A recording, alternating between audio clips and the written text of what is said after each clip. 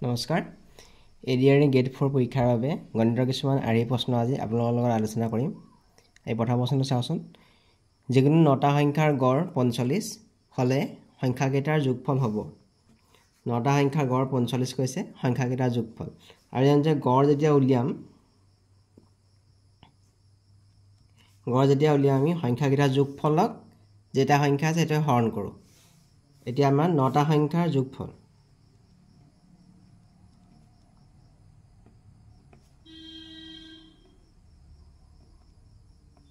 নটা সংখ্যা যোগফলক আমি 9ৰে হৰণ কৰিলে আমি গড় পাম। আমি ইয়াত দিয়া আছে গড়টো দিয়া আছে 45 আৰু ইয়াত 9 ইয়াত সংখ্যাকেইটাৰ যোগফল। এতিয়া কি কৰিম আমি 45ৰ লগত 9টো আমি পূৰণ কৰি দিম। 45 * 9 তেতিয়া আমি যোগফলটো পাম। 45ৰ লগত 9 পূৰণ কৰিলে হ'ব 9 * 4 395। এতিয়া আমাৰ যোগফল কিমান হৈ গ'ল 395। শুদ্ধটো হ'ব অপচন চি। 2 নম্বৰ প্ৰশ্ন 5 সেন্টিমিটাৰ বাহু বিশিষ্ট এটা বৰ্গৰ কালি 8 সেন্টিমিটাৰ দৈৰ্ঘ্যৰ এটা আয়তৰ কালিৰ সমান। আয়তটোৰ প্ৰস্থ হ'ব।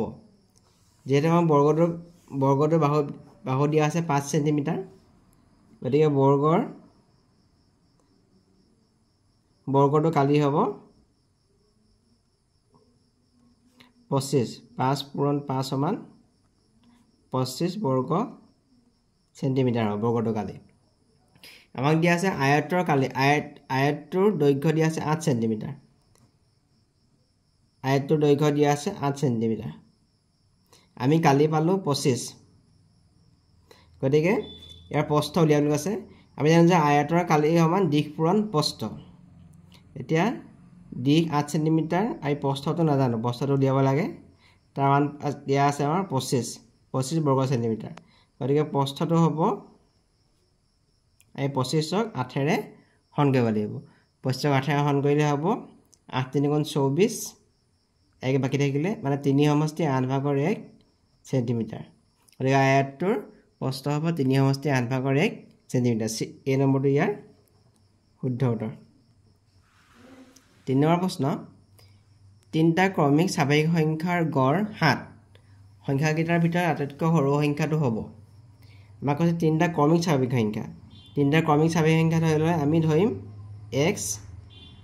+ 1 আৰু x + 2। এইটা হ'ল 3টা ক্ৰমিক স্বাভাৱিক সংখ্যা। গড় বুলি ক'লে কি কৰিম আমি সংখ্যাকেইটা যোগ কৰিম। গোটেইকেইটা যোগ কৰি আমি 3ৰে হৰণ কৰিম। আমাক গড় দিয়া আছে 7, গতিকে আমি 3টো 7ৰ লগত পূৰণ হ'ব। x + 1 আৰু x + 2 3টো যদি 7ৰ লগত পূৰণ কৰোঁ আমি তেতিয়া 3 × 7 = হৈ যাব 21। তাৰমানে আমি ইয়াত থাকিলে x আৰু x ইয়াত হ'ব 3x হ'ব। 1 আৰু 2 হৈ গ'ল 3, ইয়াত হৈ গ'ল 21। 3x = 21 - 3, তাৰমানে 3x = 18। এতিয়া x মানটো হ'ব 3য়ে 18 হৰণ কৰিলে হৈ যাব 6। গতিকে আমাৰ সংখ্যাকেইটা হ'ব x মানে হ'ব 6, আকৌ x + 1 মানে হ'ব 6 + 1 = 7, আকৌ x + 2 মানে হ'ব 8। গতিকে আটাইতকৈ সৰু সংখ্যাটো হ'ল আমি সংখ্যাকেইটা পালোঁ 6, 7 আৰু 8। আটাইতকৈ সৰু সংখ্যাটো হ'ব 6। কিন্তু চি নম্বৰটো ইয়াৰ শুদ্ধ উত্তৰ। 4 নম্বৰ প্ৰশ্ন 4b + 6 ^ 2 - 4b - 6 ^ 2 মান হ'ব। এইটো a² - b² সূত্ৰত আছে। আমি জানো যে a² - b² মানে a + b * a - b। a² - b² = a + b * a - b। আমি যদি a বুলি ধৰোঁ, এইখিনি a বুলি ধৰোঁ, এইখিনি b বুলি ধৰোঁ, তেতিয়া ইয়াৰ মানটো হ'ব a + b, মানে এইখিনি a আৰু এইখিনি b। a + b মানে হ'ব 4p + 6 প্লাছ এইখিনি ধৰিছোঁ আমি a, এইখিনি ধৰিছোঁ b, তাৰমানে a + b আৰু a - b মানে হ'ব 4p + 6 আমি যদি মাইনাস কৰোঁ এইটো -4p হ'ব আকৌ মাইনাছে মাইনাছে এইটো হ'ব +6 হ'ব এতিয়া আমি এটা -6 +6 কটাকটি গ'ল আকৌ ইয়াত +4p আৰু -4p কটাকটি গ'ল ইয়াত থাকিলে 4p আৰু 4p মানে 8p হ'ব 4p আৰু 4p কৰিলে 8p হ'ব যোগ কৰিলে আকৌ ইয়াত আছে 6 আৰু 6 আৰু 6 কৰিলে হ'ব 12 তাৰ মানে 8p * 12 হ'ব 96p ইয়াৰ আনসাৰটো হ'ব বি নম্বৰটো 96p 5 নম্বৰ এটা ট্ৰেপিজিয়ামৰ সমান্তৰাল বাহু দুটাৰ দৈৰ্ঘ্য ক্ৰমে p সেন্টিমিটাৰ আৰু q সেন্টিমিটাৰ আমি ট্ৰেপিজিয়ামটো আঁকি লৈছোঁ এইটো ট্ৰেপিজিয়াম এইটা হ'ল সমান্তৰাল বাহু দুটাৰ দৈৰ্ঘ্য ক্ৰমে p সেন্টিমিটাৰ আৰু q সেন্টিমিটাৰ আৰু সমান্তৰাল বাহু দুটাৰ মাজৰ দূৰত্ব r সেন্টিমিটাৰ হেনে মাজৰ দূৰত্ব কৈছে r সেন্টিমিটাৰ গতিকে ট্ৰেপিজিয়ামটোৰ কালি হ'ব এই সমান্তৰাল বাহু দুটাৰ যোগফল p + q সমান্তৰাল বাহু দুটাৰ যোগফলক আমি 2 এ হৰণ কৰিব লাগিব ইনটু r এটা হ'ল উন্নতি গতিকে ইয়াৰ কালিটো হ'ব এইটো p + q/2 ইনটু r শুদ্ধটো হ'ব অপচন b2 ইয়াৰ শুদ্ধ উত্তৰ p +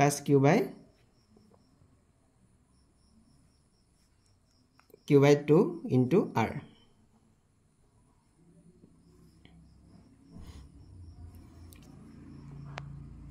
তাৰপিছৰটো 6 নম্বৰ প্ৰশ্ন 0.04 plus 0.4 into 100 divided by 0.01 or মান হ'ব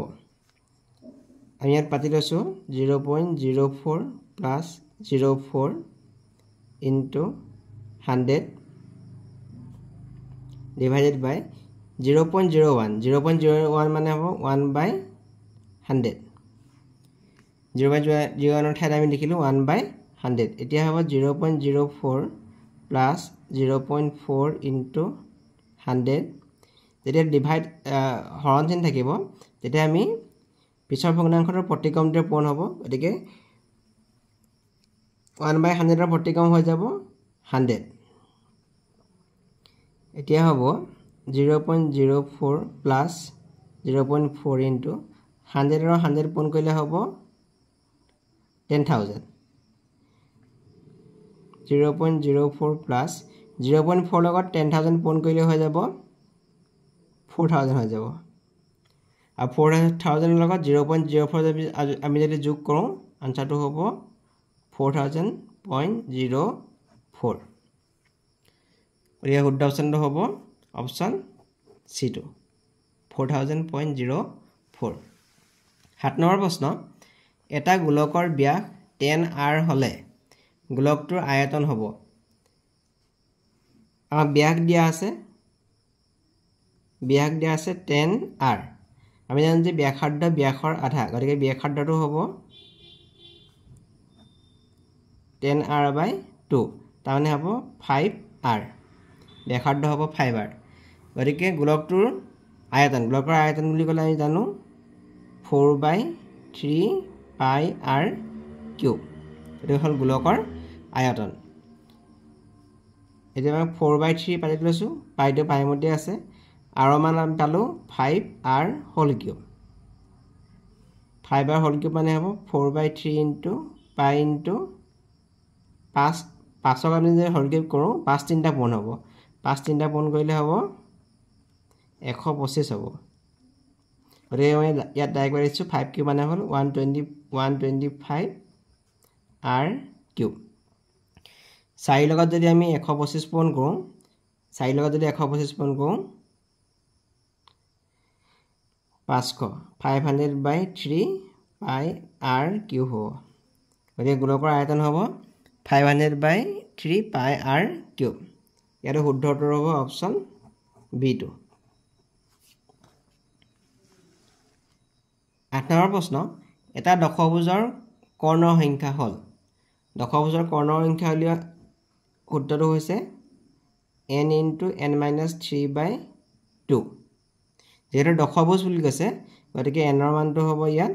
10 দশভুজ ক'লে ইয়াত বাহু থাকিব 10টা গতিকে এনৰ মানটো 10 বহাই দিম 10 minus 3/2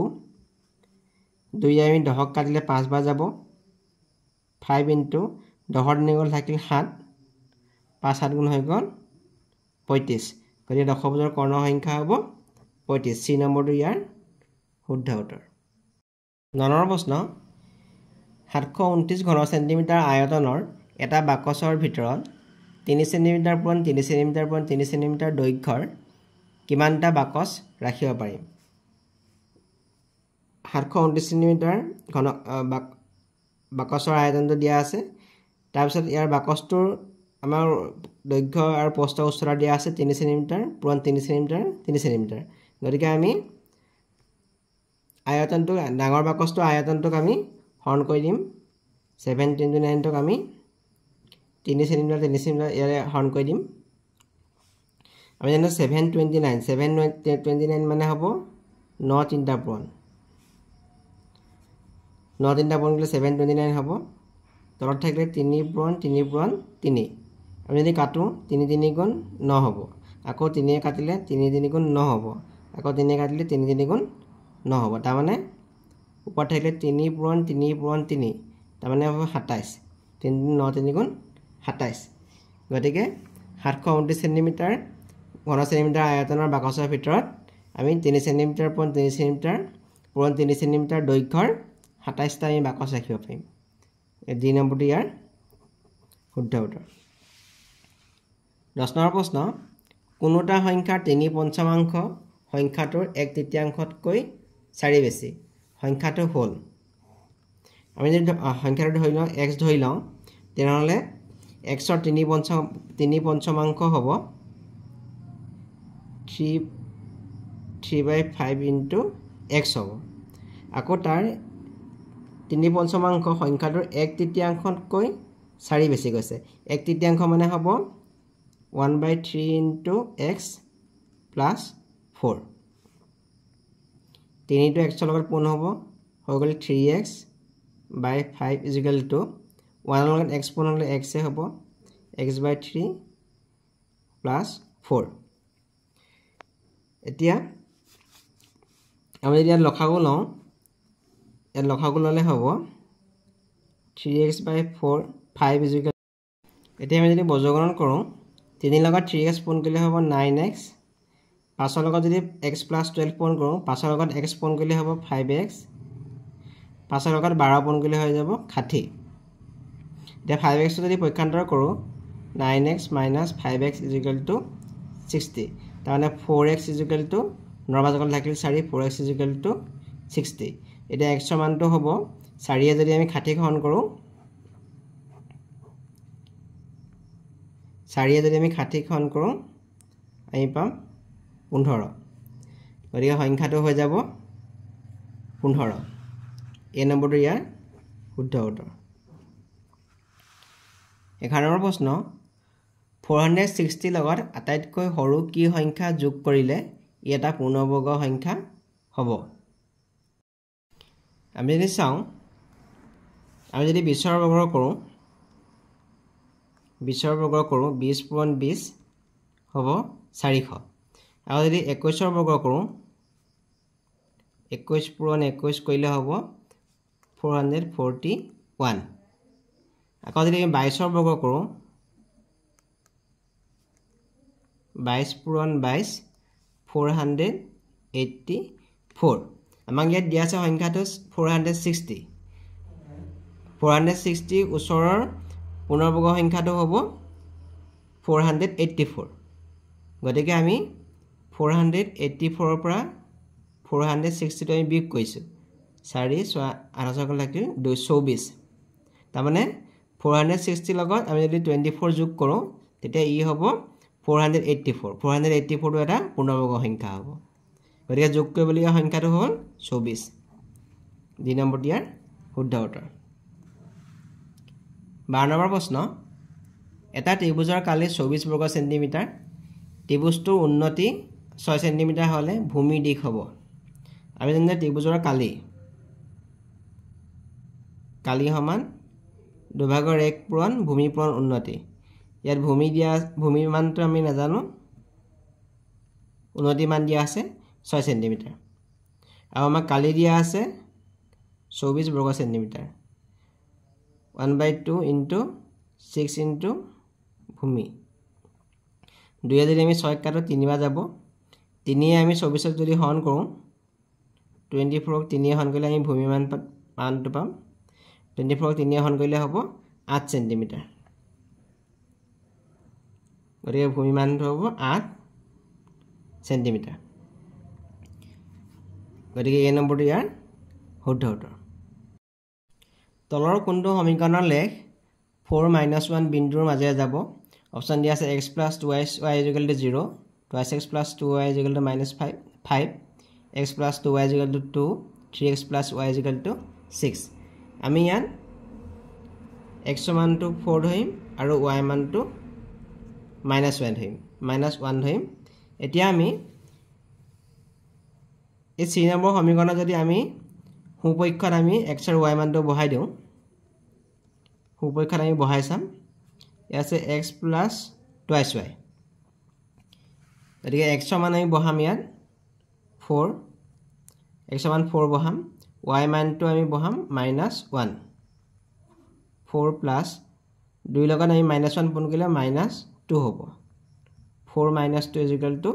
2 এই সমীকৰণটো হুপক্ষত আছিল 2 আমাৰ লেফট হ্যান্ড সাইড আৰু এটো ৰাইট হ্যান্ড সাইড আমাৰ সমান হল গতিকে 4 - 1 বিন্দুৰ মাজে যোৱা সমীকৰণটো হ'ব লেখৰ সমীকৰণটো হ'ব x + 2y 2 যেটা আমি বাওপক্ষ আৰু সোপক্ষ সমান পালো গতিকে C নম্বৰটো ইয়াৰ শুদ্ধ উত্তৰ এখন গাড়ীয়ে 45 কিলোমিটাৰ প্ৰতি ঘণ্টা বেগত যাত্ৰা কৰি আছে 12 মিনিটত গাড়ীখনে কিমান দূৰ বাদ যাব আমাক বেগটো দিয়া আছে 45 কিলোমিটাৰ প্ৰতি ঘণ্টা আৰু সময় দিয়া আছে আমাক 12 মিনিট এতিয়া আমি 12 মিনিটটো আমি ঘণ্টাত প্ৰকাশ কৰি ল'ব লাগিব যদি আমি ঘণ্টাত প্ৰকাশ কৰোঁ আমি 60 হৰণ কৰিম 60 হৰণ কৰিলে হ'ব 12 × 5 = 60 গতিকে 12 × 12 12 × 5 = 60 তাৰ মানে হ'ব 1/5 ঘণ্টা এতিয়া সময়টো পালো আমি 1/5 ঘণ্টা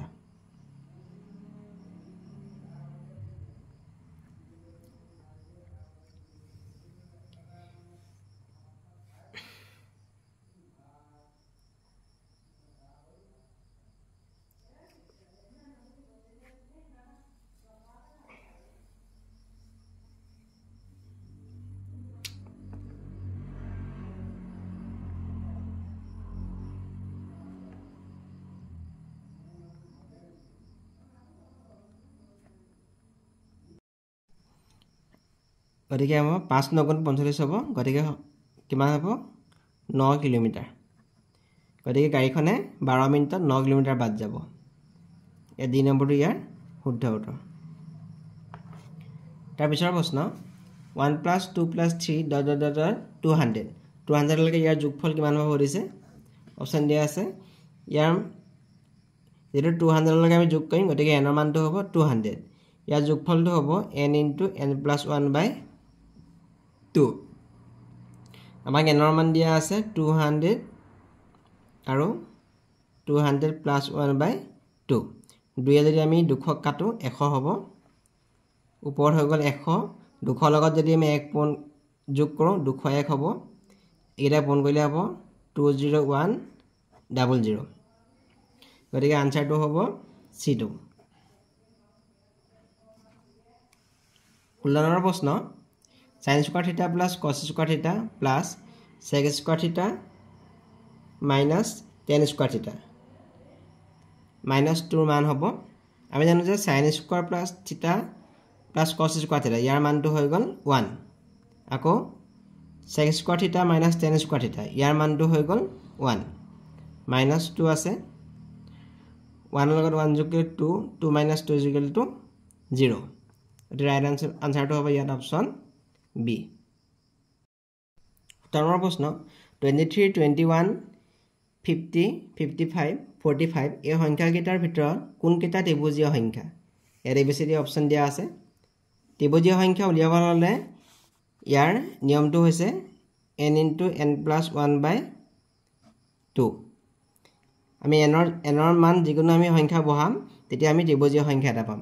যদি আমি nৰ মানটো ইয়াত 6 বহাম তেতিয়াহ'লে ত্ৰিভুজীয় সংখ্যাটো হ'ব 6 * nৰ মানটো আমি 6 বহাইছো 6 + 1/2 তাৰমানে 2 3 গুণ 6 ইয়াত হৈ গ'ল 3 6 কে 7 মানে 21 টো এটা ত্ৰিভুজীয় সংখ্যা পালো তাৰপিছত যদি আমি nৰ মানটো 10 বহাও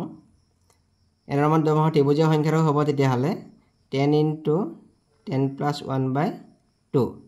2 আমি 10 কাটিলে 5 হ'ব 5 পূৰণ 10 কে 11 হ'ব 55 55 টো এটা ত্ৰিভুজীয় সংখ্যা হ'ব তেতিয়াহ'লে আমি